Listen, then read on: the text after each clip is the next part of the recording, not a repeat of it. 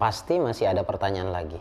Gus, kira-kira menerapkan 3 hal itu berapa lama lagi? Saya buka lagi kopiah saya. Sampai kapan? Sampai benar-benar hatimu bahagia, sampai benar-benar kamu tidak ingin meninggalkan 3 hal perkara tersebut.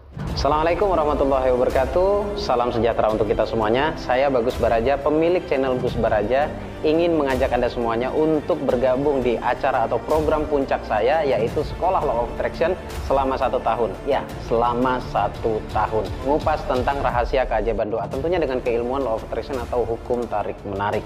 Kemudian di program tersebut Anda akan mendapatkan 20 hingga 25 video narasi penjelasan tentang Law of Attraction. Kemudian kamu juga bisa mendapatkan audio afirmasi program ulang bawah sadar menjadi magnet uang ataupun menjadi magnet cinta. Dan di sana juga Anda akan mendapatkan bimbingan khusus dari saya untuk mendapatkan edukasi-edukasi atau menjawab semua pertanyaan permasalahan Anda. Segera ambil kesempatan emas ini dan segera daftarkan diri Anda. Untuk pendaftarannya kamu bisa langsung cek informasinya, semua sudah saya cantumkan di deskripsi. Sampai jumpa di program yang saya adakan. Saya Bagus Baraja, Al-Fakir Ad-Dhaifillallah. Assalamualaikum warahmatullahi wabarakatuh. Salam sejahtera. Assalamualaikum warahmatullahi wabarakatuh. Salam sejahtera untuk kita semuanya. Jumpa lagi bersama saya di sini Bagus Baraja di channel Gus Baraja, channel kesayangan kita, channel yang penuh dengan inspirasi dan memberikan informasi dan keilmuan tentang hukum tarik menarik atau rahasia keajaiban doa. Sebelum kita mulai videonya, sebelum kita bahas video kali ini, buat kalian yang barusan mampir di channel ini, jangan lupa diklik tombol subscribe-nya dan juga jangan lupa untuk diklik juga tombol loncengnya untuk mendapatkan notifikasi setiap kali saya update video terbaru. Dan tentunya jangan lupa di like juga, kemudian di share ke seluruh teman-teman Anda agar semuanya bisa mendapatkan manfaat dari setiap video yang saya upload. Baik, ini menarik kali ini nih. Kenapa sih ketika saya bertanya lalu Gus Baraja selalu menjawab dengan seminar, dan kenapa sedikit-sedikit harus dengan biaya?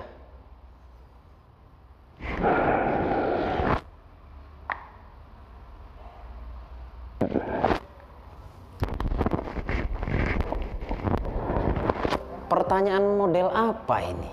Pertanyaan apa ini sebenarnya? Kenapa kalian seakan-akan ingin satu ilmu yang dahsyat dengan gratis? Mental kalian dulu yang harus dibenahi sebelum kalian belajar ilmu ini. Mental Anda, maaf sekali lagi, mentalnya harus mental kaya. Saya nggak sebut mental miskin ya, udah terlanjur saya sebut nih. Mentalnya dulu harus kaya. Dan kalau misalkan menurut kamu impian kamu itu penting, ya biaya nggak ada artinya gitu. Saya pernah mengedukasi kurang lebih hampir 500 orang di grup, gamblang saya berikan semua materinya, nol kecil hasilnya. Ya memang harus dengan biaya. Kenapa? Karena ketika kalian mengeluarkan biaya, secara psikologis kalian akan bersungguh-sungguh. Jadi kesungguhan itu ketika kita mengeluarkan sesuatu. Jadi sebenarnya saya sudah pernah mengedukasi dengan gratis tanpa harus dikenakan biaya. Ada lagi satu pernyataan yang menurut saya kadang saya merasa kasihan, tapi kadang juga saya harus tega. Gus, andai saja saya punya uang, saya pasti bayar berapapun biayanya. Tetapi saat ini saya sedang dalam masalah. Ini lagi, saya tetap akan jawab. Karena kalau misalkan sudah punya biaya, ngapain kalian belajar ilmu ini? Karena memang ilmu ini disediakan buat orang yang punya masalah kemudian menginginkan solusinya. Tapi kalian misalkan masih memaksa untuk mendapatkan teknik pintasnya atau jalan pintasnya, baik, dengarkan video ini sampai selesai. Hanya ada 3 cara. Hanya ada 3 cara, itu pun juga harus benar-benar kamu lakukan. 3 cara berbicara tentang hukum tarik menarik. Saya menganggapnya 3 cara ini adalah bypass. Saya menganggapnya 3 cara ini adalah jalan pintas. Yang pertama adalah banyakin syukur. Kalau sudah ada edukasi banyakin syukur, jangan dicampur dengan keluhan. Banyakin syukur setiap hari, banyakin alhamdulillah. Setiap hari selalu diisi dengan syukur. Bersyukur atas apapun yang kamu miliki saat ini, saat itu juga. Sekali lagi, saat ini juga. Hidupmu, nafasmu, semua yang sedang ada di dalam tubuhmu, semuanya yang kamu miliki. Harus setiap waktu, setiap saat bersyukur. Dan jangan campur antara syukur dengan keluhan. Kalau syukur dengan keluhan kamu campur, ya sama saja, syukurnya tidak bermakna apa-apa. Bersyukur itu berterima kasih atas apapun yang kamu miliki hari ini. Kenapa kok bersyukur? Karena hanya dengan bersyukurlah kita semuanya akan ditambah nikmat-nikmat yang berikutnya. Hanya dengan bersyukur, janji yang sangat pasti dari Allah adalah ketika kita bersyukur, maka niscaya akan kulebihkan, kuberikan tambahnya. Artinya doa kita dikabulkan kalau kita bersyukur dulu, bukan sebaliknya. Kita nunggu dikabulkan dulu, baru kita bersyukur. Kita bukan siapa-siapa di hadapan Allah, dan gak bisa nodong Allah seperti itu. Artinya lakukan dulu apapun yang sudah menjadi perintahnya Allah kepada kita, yaitu bersyukur, barulah nanti akan Allah tambah. Kenapa kok kita diberikan kesusahan selama ini? Kenapa kok hidup saya penat, susah, sedih, yang negatif lah pokoknya ya? Ya tidak lain tidak bukan karena hal-hal yang dulu kita miliki tidak pernah kita syukuri. Kenapa saya berani memastikan seperti itu? Karena juga janji Allah di kalimat berikutnya. Dan barang siapa yang kufur, kufur di sini adalah maksudnya adalah mengingkari nikmat yang sudah Allah berikan. Maka ketahuilah bahwa siksa Allah itu jauh lebih pedih. Gak usah sampai kita mikirin neraka deh. Kalau misalkan hati kita diisi dengan kesedihan, kemudian apapun yang kita miliki tidak kita syukuri, kemudian Allah ambil, itu rasanya pedih. Itu rasanya pedih banget. Jadi poin yang pertama yang harus kamu lakukan, repetisi sampai kapanpun, sampai kapanpun. Karena kebanyakan orang sukses itu, sukses dalam segala hal ya. Bisa kita lihat bahwa kualitas syukurnya itu sangat luar biasa. Jadi pertama adalah syukur. Setelah syukur, yang pertama itu ya, syukur. Kemudian poin yang kedua, dari 3 yang saya janjikan ke Anda, yang kedua perbanyak istighfar. Minta ampun sama Allah. Minta ampun sama Allah. Kalau berbicara tentang rejeki, istighfar ini adalah salah satu dari 8 pintu rejeki atau dari 8 jalan rejeki. Istighfar. Makanya dahulukan doa. Jangan hanya mementingkan atau mendahulukan usaha, dan usaha. Tetapi doa juga penting, bahkan lebih penting daripada usaha.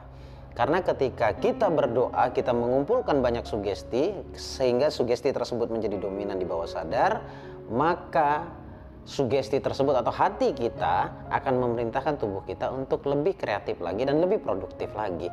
Jadi yang kedua adalah istighfar. Dengan beristighfar, minta ampun sama Allah, dosa semakin turun dan kemudian pintu rezeki semakin terbuka. Lalu apa hubungannya istighfar dengan hukum tarik menarik, Gus? Ya jelas ada hubungannya dong. Karena dengan kita sering-sering beristighfar, kita menyempurnakan istighfar kita selalu menyisihkan waktu untuk beristighfar, otomatis secara psikologis hati kita akan tenang. Karena istighfar itu adalah salah satu teknik untuk mengobati luka batin. Sesuai yang kita ketahui bersama, kalau sudah luka batinnya sudah beres, otomatis mental blocknya juga beres. Kalau sudah kedua ini beres, maka pintu rezeki Allah buka. Kenapa? Karena hati udah gak punya benci. Jadi solusinya adalah istighfar. Kalau yang beda agama seperti apa? Ya banyakin minta ampun saja. Dan sering-seringlah minta ampun atau mengaku atas kesalahan yang pernah kita buat kepada Tuhan pastinya ya. Jadi untuk yang muslim, banyakin istighfar. Setelah syukur, istighfar tadi ya. Kemudian poin yang ketiga ini yang sangat seru nih. Ini yang saya lakukan selama kurang lebih saat kesadaran saya benar-benar sudah muncul, 12 tahun lamanya saya hanya mengamalkan satu bacaan.